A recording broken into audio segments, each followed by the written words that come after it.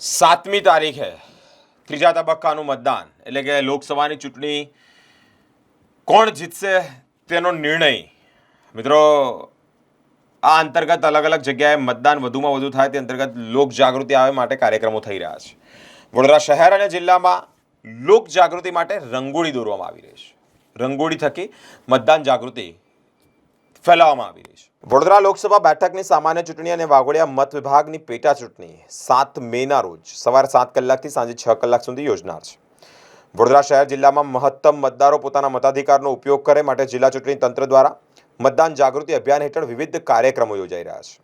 SVEP હેઠળ યોજાયેલા મતદાન જાગૃતિ કાર્યક્રમના ભાગરૂપે વડોદરા શહેર જિલ્લાના અગત્ય સ્થળો પર મતદાન જાગૃતિ માટે કલાત્મક રંગોળીના માધ્યમથી મતદાન જાગૃતિનો સંદેશ ફેલાવવામાં આવી રહ્યો છે. વડોદરા શહેરમાં કલેક્ટર કચેરી, central bus station, અર્થાઇકોન, ઇવા mall, DMart, Waghodia road સાથે અલગ અલગ જગ્યાએ વડોદરા ગ્રામ્યની સાથે સાથે શહેર અને તમામ જગ્યાએ અને વિધાનસભાઓમાં પણ મત વિભાગોના મહત્વ સ્થળોએ રંગોળી થકી મતદાન જાગૃતિનો એક સંદેશો ફેલાવવામાં આવ્યો છે, જે લોકોમાં આકર્ષણનું કેન્દ્ર બન્યું છે.